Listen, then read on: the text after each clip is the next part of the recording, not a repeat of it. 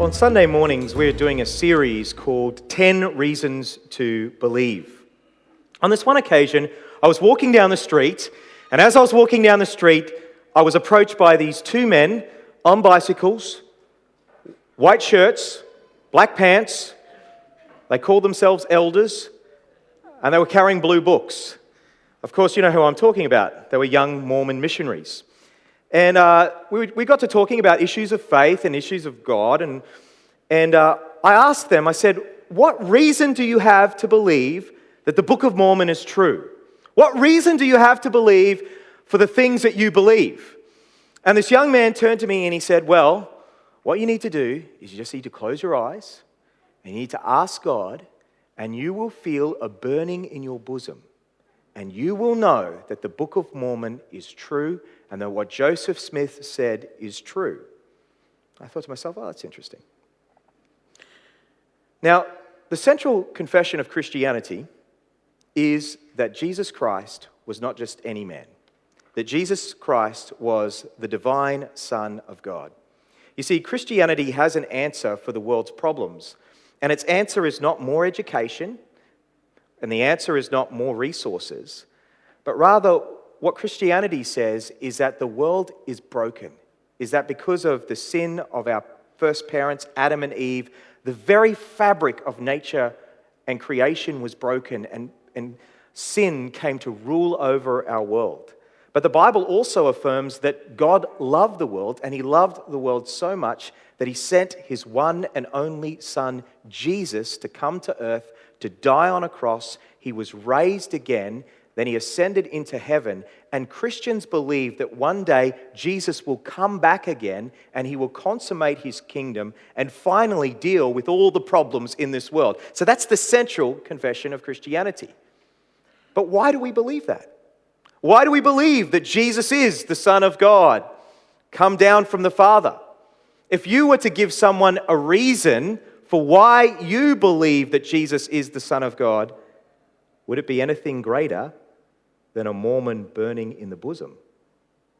Could you mount a defense for your faith, for the hope that you have in Christ? Well, that's what we want to look at today. 10 reasons to believe that Jesus is the Messiah, the Son of God. And as always, in your bulletins, you have some sheets in there, and you need to be writing these things down so you'll be prepared and equipped to give reasons for the hope that you have.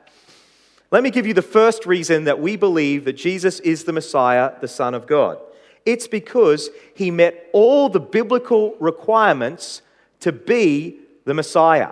You see, it wasn't just anyone who could be the Messiah, the Son of God. Firstly, he had to be an Israelite. He had to be a descendant of Abraham, Isaac, and Jacob, because God promised Abraham, he said that through your seed, all the families, all the nations on the earth will be blessed. So he had to be an Israelite. But not just an Israelite, he also had to be from the tribe of Judah.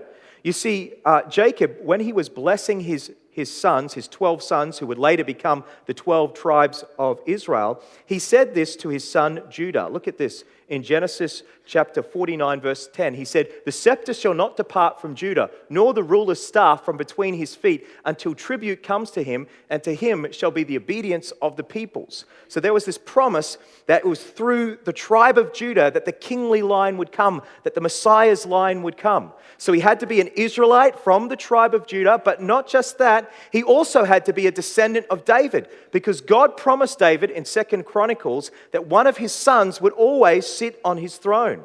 And in Jeremiah 23, verse 5, Jeremiah stated it very clearly that the Messiah must come through David. Look at this verse. "Behold, the days are coming when I will raise up for David a righteous branch, and he shall reign as king and deal wisely." So the Messiah had to be from Israel, from the tribe of Judah, from David. But not just that, he also had to be born in Bethlehem.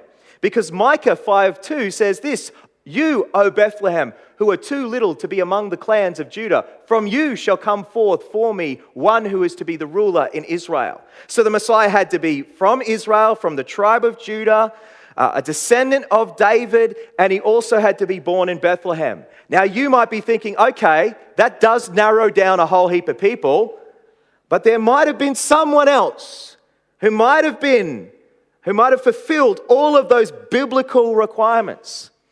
It's very interesting. I was reading this week about a very interesting prophecy, or rather a curse, given by the prophet Jeremiah to Jedediah, or you may know him as Jehoiakim.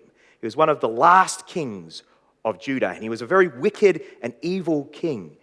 And the Lord said to him, "You shall be cursed and you shall be childless," meaning that his descendants wouldn't sit on the throne of David. Now, this poses a big problem for the Messiah, right? Because it's been prophesied that the Messiah will come through David's kingly line, and yet now Jedediah, the one through whom the priestly line or the kingly line is going, he's been cursed, saying that your descendants will no longer be able to sit on the throne. How is this overcome? Well, this is interesting. Jesus Christ was born of a virgin. It was a miracle. The miracle of the virgin birth overcomes this. You see, Joseph, Jesus' father, he was part of that kingly line of Jedediah, but Jesus was not a physical descendant of Joseph. But he did have all the legal requirements of Joseph. He was a legal son of Joseph, so therefore he fulfilled the legal requirement of the priestly line. Further, he was a descendant, his mother Mary was also a descendant of David, but through another line that bypassed Jedediah. So what we see is that only Jesus Christ fulfilled all these biblical requirements. No one else could have. Further, in AD 70, in the temple, in the destruction of the temple in Jerusalem, all the genealogy information was lost. So Jesus Christ, he fulfilled all those biblical requirements. He was an Israelite from the tribe of Judah, a descendant of David, but not a physical descendant of Jedediah, so avoiding that curse, but still a descendant of David through Mary's line, and he was born in Bethlehem, fulfilling that prophecy. Isn't it amazing how all this comes together and points to the Lord Jesus being the only one who could fulfill this? The second reason we believe that Jesus is the Messiah is because he fulfilled all the Old Testament prophecies concerning the Messiah. Now, we've already talked about some of those prophecies, where he was going to be born, that he was going to be born of a virgin, that he would ride into Jerusalem on the fold of a colt, Zechariah 9:9. But as I said last week, probably the prophecy that convinced me most about Jesus and the fact that he is the divine Son of God is the prediction that Isaiah made in Isaiah 53 concerning how he would die. And I said last week, if you're a skeptic, go away and read Isaiah 53. Who went away and read Isaiah 53 this week? One person. Fantastic. Great. Well, because the rest of you didn't, I thought I'd just go through Isaiah 53 and give you 20 ways that point to Jesus being that point to him, the way that he fulfilled this prophecy on the cross. So this is prophesied in Isaiah 53 concerning how Jesus would die, and he fulfilled these 20 ways. Firstly, in Isaiah 53, it said that the Messiah would be despised and rejected by men. Secondly, it said he would experience grief and sorrow. Thirdly, it said he would take away the sorrows of men. Fourthly, it said he would be stricken and afflicted by men. Fifthly, it said he would be smitten by God. Sixth, it says he would be wounded and tortured. Seventh, it says through his suffering he would bear the punishment that sinners deserve. Eighth, it says he would be silent before his accusers. Ninth, it says he would be arrested and taken away by force. 10th, it says after being tortured he would be put to death. 11th, it says his grave would be assigned with the wicked men. 12, it says he would be buried in a rich man's tomb. 13, even in his arrest, he would not respond with violence. 14, his speech would be without deceit. 15, it would be God's will that he would suffer. 16, he would be made alive again and his days prolonged. 17, he would be perfectly righteous and sinless. 18, he would justify many by bearing their guilt. 19, he would be greatly exalted after his suffering. And 20, he would make intercession for sinners. All of these prophecies made by Isaiah hundreds of years before Jesus were fulfilled by Jesus at the cross. This points to him being the Son of God, the Messiah. The third reason why we believe that Jesus is the Messiah, the Son of God, is because he performed legitimate miracles in his lifetime. Now, many people could claim to perform miracles. Many people could say that they do miraculous things. But oftentimes when you look at the miracles that people claim to do, it's just mere coincidence or there's some other explanation. But Jesus Christ claimed to do legitimate miracles, that blind eyes were open, lame were walking, dead were being brought back to life again. Charles Ryrie writes, there are 35 separate miracles done by Christ as recorded in the Gospels. Of these, Matthew mentions 20, Mark 18, Luke 20, and John 7, but these are only a section from among the many that he did. And so Jesus healed many, many people in his lifetime. And in fact, he said that his miracles pointed to his identity. In John 5, verse 36, he says this, for the works that the Father has given me to accomplish, the very works that I'm doing, bear witness about me that the Father has sent me. In fact, in John's Gospel, the whole Gospel has 7 signs. And as you read through John's Gospel, you see that these signs point to Jesus' identity.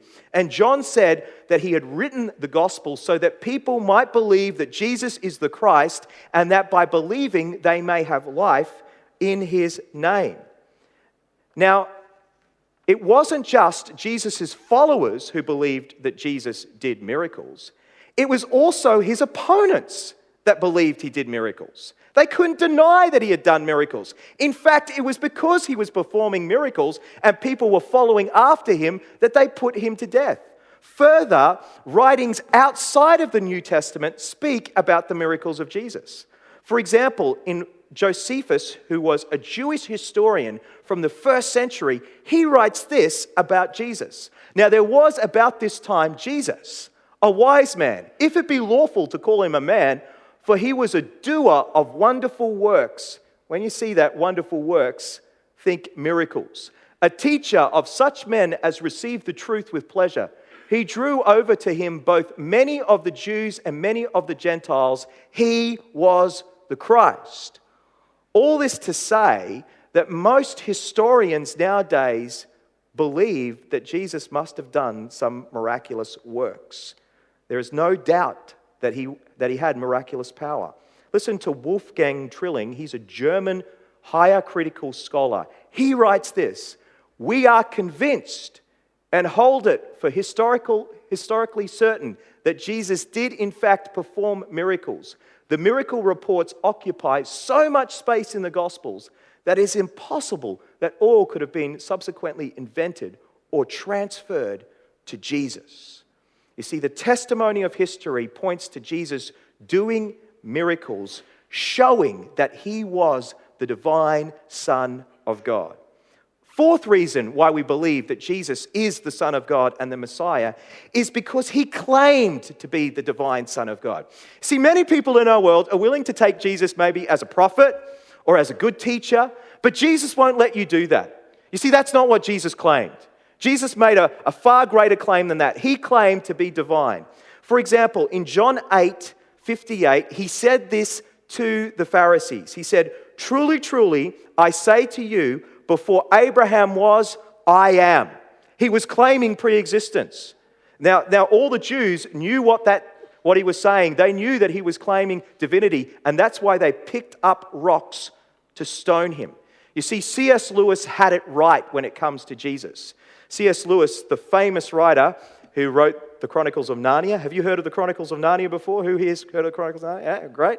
C.S. Lewis was one of the great Christian apologists of last century, and he wrote this about Jesus. You have a trilemma when you come to Jesus. He's either a liar, a lunatic, or he's Lord. He's either a liar, and this is the greatest hoax ever pulled in the history of the world, or he's a lunatic, he's a complete madman, or he's Lord. He's who he said he was. But make up your mind. You can't just treat him as a good moral teacher or as a prophet from God. He won't give you that luxury. He's either a lunatic, a liar, or he's Lord. Fifthly, the fifth reason why we believe that Jesus is the Messiah, the Son of God, is because of the testimony of his family and friends. Now, your family and friends, typically, they are the ones who know you best. Now, if I was to stand before you today and claim that in the recent Olympic Games, I was there and I beat Usain Bolt in the 100-meter dash and got the gold medal, would you believe me?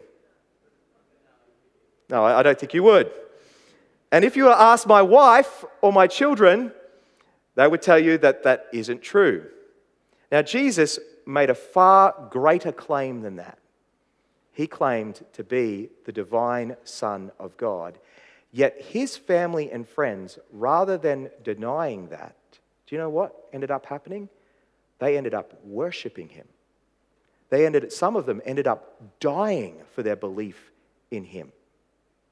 We just know that wouldn't be the case. If my brother said that he was the divine Son of God, man, you don't know my brother, but I do. Sixth reason why we believe that Jesus is the Messiah, the Son of God, because of the church that he promised to build. The church of Jesus Christ is an amazing historical phenomenon. It started with a guy who was born in a manger and with 12 uneducated fishermen.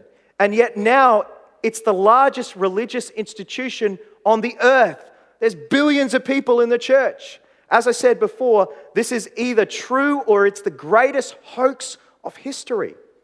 Reason 7, we believe that Jesus is the divine Son of God, is because he stands alone in his impact on human history. The whole of human history has been affected by Jesus Christ. I mean, our time is judged by BC, before Christ, AD, in the year of our Lord, after Christ. There have been more books written about Jesus, more songs sung about Jesus. There's been more lectures given about Jesus than any other figure in human history. Someone has written, 19 centuries have come and gone, and today he is the central figure of the human race. All the armies that have ever marched, all the navies that have ever sailed, all the parliaments that have ever sat, all the kings that have ever reigned put together have not affected the life of man on this earth as much as that one solitary life. How do you explain the impact of Jesus Christ if he wasn't the divine Son of God? Even the other major religions, they give homage to Jesus. They don't have the truth about his identity, but they give homage to him. All the human race has this special place for Jesus. Eighth reason why we believe that Jesus is the Messiah, the Son of God, is because of his sinless life. Now, Jesus, his followers, when you read their accounts of who Jesus is, you find them talking about Jesus, saying that there was no deceit found on his lips. You find them saying things like, he was tempted in all ways like us, but without sin. And in the Old Testament, we find the Old Testament talking about God, saying that God is holy, that God is righteous, that there is none like God. And so you would expect, if Jesus was the Son of God, that he would be sinless as well. Now, a couple of years ago, just to keep my mind fresh on who Jesus is, and I suggest you do this as well, I took some time out just to read through one of the gospel accounts, just all in one sitting, to just get myself reacquainted with the character of Jesus. And as I read through the gospel account, I was just absolutely floored again at the character of Jesus. Here's someone who's sinless, and yet he's the most humble person that you'll ever meet. Here's someone who has compassion on people who you wouldn't think he should have compassion on. Here's someone who is not insecure and will speak the truth when he needs to speak the truth. You know, he's just such an amazing character. And I wonder, could Mark, could Peter, could Matthew, could these people who are just fishermen make up such an amazing literary character? I doubt it's possible. I think the most possible explanation is that Jesus was the sinless Son of God. And as John says, we beheld his glory, the glory of the one and only from the Father.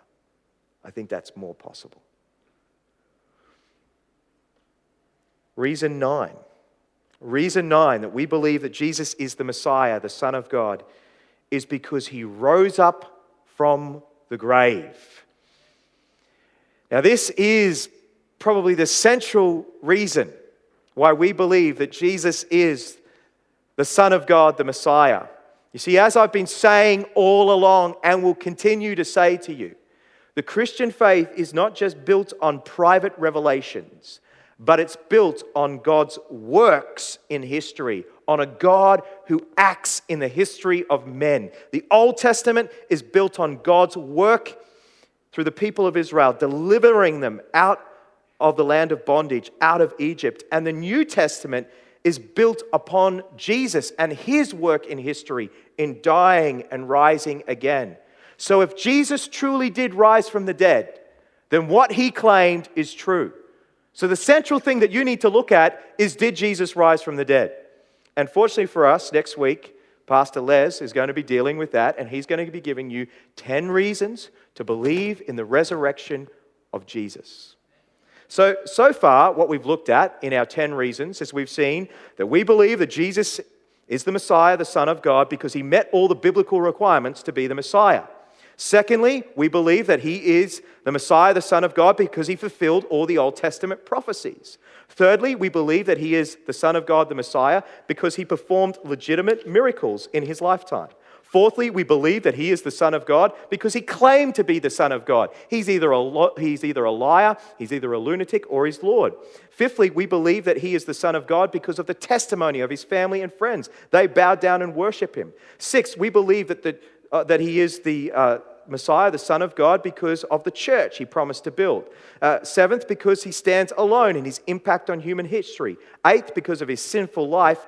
9, because he rose from the grave. And here's the 10th reason that we believe that Jesus is the Messiah, the Son of God. And that's because if you're a Christian, you've personally come to know him through the gospel.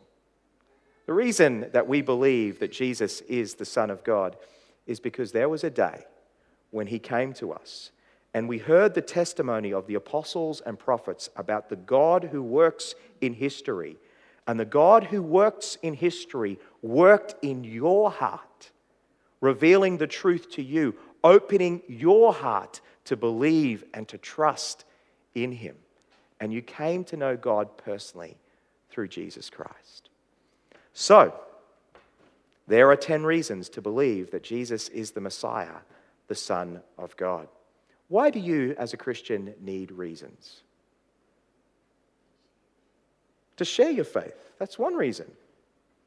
Is you want to be able to communicate your faith to other people, don't you? To your children, to other people around you.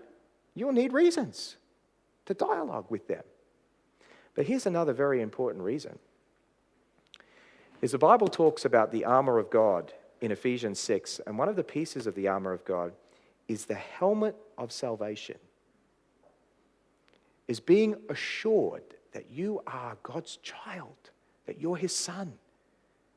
Do you ever go through times when you doubt your salvation? Do you ever go through times when you doubt it? I do. You know why I doubt my salvation? Because when I look at my own poor performance as a Christian, I sometimes doubt whether I'm truly saved. Don't you? You look at your life and you think, last year a guy came to our church and he preached, and he had a classic quote. He said, "The thing that I've been worst at in my whole entire life is being a Christian."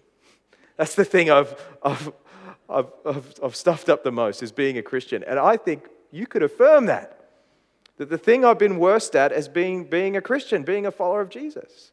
So if my assurance of my salvation rested on my performance, then I'm done. But fortunately, it doesn't rest upon my performance. It rests on Christ and his work.